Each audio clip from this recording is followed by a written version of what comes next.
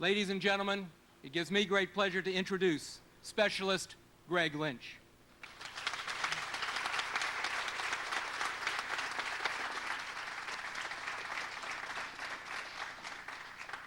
Thank you, Governor Wise. Thank you.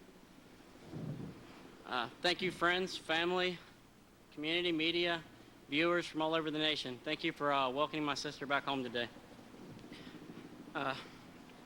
On behalf of my family, I would like to extend the condolences of those loved ones that were lost in Operation Iraqi Freedom, and for those, we still pray for the ones that are still over there fighting and serving our country.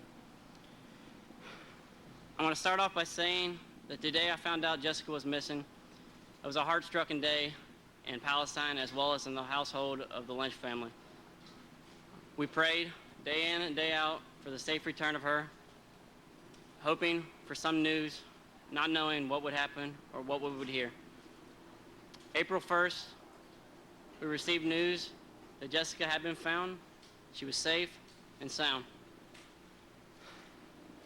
On a personal level, I want to start off by saying it's a great honor to be able to stand out in front of Jessica and speak on behalf of her and to introduce her in front of the local viewers here, the people of the community, my family, and everybody else that is watching on today. It is a great honor for myself to see that she is doing all right and production coming along great well. As a childhood, I used to think that I was setting the examples for Jessica.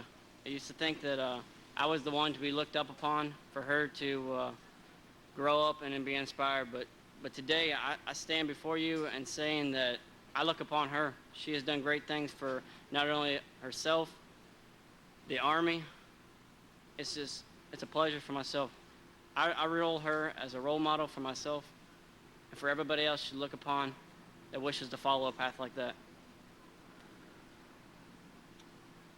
And with great honor today and pleasure, I give to you PFC Jessica Lynch.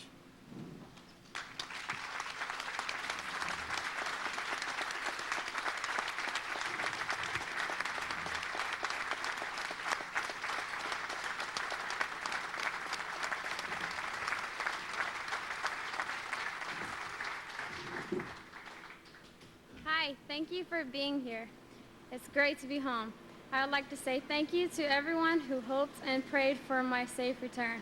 For a long time, I had no idea so many people knew I had been missing.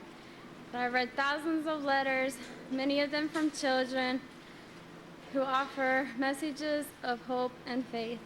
I would like to thank the people in this community, especially those who gave donations to the Lynch Fund and who volunteered their time and skills to work on my family's house.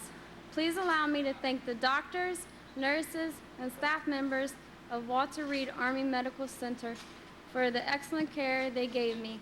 I'd like to thank the staff of Landstuhl Medical Center in Germany for their care and support. I'd like to thank the Fisher Foundation, Governor Bob Wise, and United States Senator Jay Rockefeller for the roles they played in helping my family to be with me in Germany and Washington. I'm also grateful to several Iraqi citizens who helped save my life while I was in their hospital. And then a unit of our Special Forces soldiers did save my life. I want to thank Sergeant Ruben Contreras. Ruben, you never let me give up. When I wanted to quit PT, you kept me going. And you're my inspiration, and I love you. So, I'm proud to be a soldier in the Army. I'm proud to have served with the 507th. I'm happy that some of the soldiers I served with made it home alive, and it hurts that some of my company didn't. Most of all, I miss Lori Payestoa. She was my best friend. She fought beside me, and it was an honor to have served with her. Lori will always remain in my heart. I've read thousands of stories that said when I was captured, I said, I'm an American soldier too. Those stories were right. Those were my words. I am an American soldier too. So thank you for this welcome, and it's great to be home.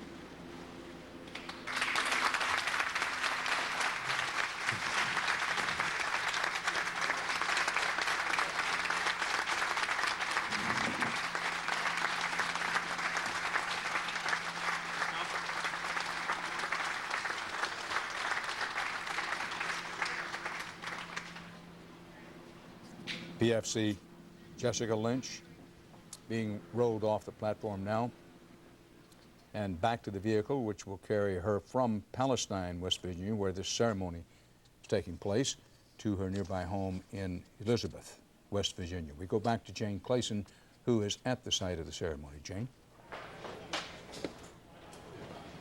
Dan, I watched Jessica. I remember being here just a week before she was found, and to see the change in this family, especially her father, Greg, was especially touching for me today. The one time that I saw Jessica smile as she was up on the stand is when she saw one of her best friends in the crowd here who had a video camera, who was taking pictures of Jessica this afternoon. Her eyes seemed to light up, and clearly she was very, very happy to see her. Dan, the rest of the day for Jessica Lynch appears like this. She will now ride in a motorcade down Main Street through Elizabeth in a parade being held in her honor. Many of the townspeople have come out. They're holding signs. There are yellow ribbons throughout this town. Anything that's standing has got a yellow ribbon on it. And then she will go back to her home in Palestine. This home, as I mentioned, has been completely renovated. Jessica mentioned that and thanked so many people who worked on that for so many weeks. She will stand on the porch of her new home, give the media and those assembled outside a wave, and then she will go inside. And from what I'm told, her family at that point would like a little privacy, understandably. Dan? Certainly understandably, and want to emphasize that this ceremony is taking place in Elizabeth, West Virginia. Her home, PFC Lynch's home, is in Palestine, West Virginia. And indeed, until she went into the Army at age 19, we don't know for certain, but we're told that Jessica Lynch had not seen very much of anything outside West Virginia until she went in the United States Army. We're going to bring you up to date on events today in Iraq, the reports that perhaps, maybe, the sons of Saddam Hussein have been killed today. Jim Stewart's going to bring you up to date on that in Washington. Jim, there was this attack by some 200 U.S. Army soldiers today on a villa in Mosul. And coming out of that are these widespread reports and the belief, indeed, by the Defense Department, the belief but not the certainty, that Saddam Hussein's sons were killed. What do we know and what do we don't know at this particular moment? Well, Dan, at this moment, U.S. officials seem to be increasingly optimistic that the numbers 2 and 3 men on their most wanted list in Iraq have been found. 2 bodies found in that villa outside Mosul earlier today following a raid by U.S. troops are possibly those of Saddam Hussein's sons, Qasem and Uday. Officials caution the identification is not 100% yet, but add they have made a visual inspection of the remains and that they appear to be the 2 brothers. Members of the 101st Airborne Division were led to the villa by tipsters who said the 2 brothers were hiding there. Following a fierce firefight, people who know Uday and Qasem were allowed to view the remains, described as pretty shot up, and confirmed to the U.S. that it is the brothers.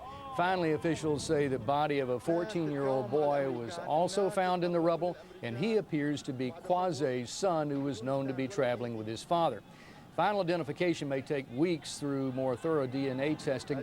And as for Saddam Hussein, there was no sign of him near the villa, and authorities say they have no current information about his whereabouts. Already, however, Iraqis are celebrating. There was gunfire and explosions in downtown Baghdad today. Al Jazeera television says that was in celebration of the sons' deaths. Dan? Jim Stewart in Washington emphasizing while it's believed that Saddam Hussein's sons have been killed, that it is not yet a certainty, it hasn't been confirmed, and there is no official announcement of it.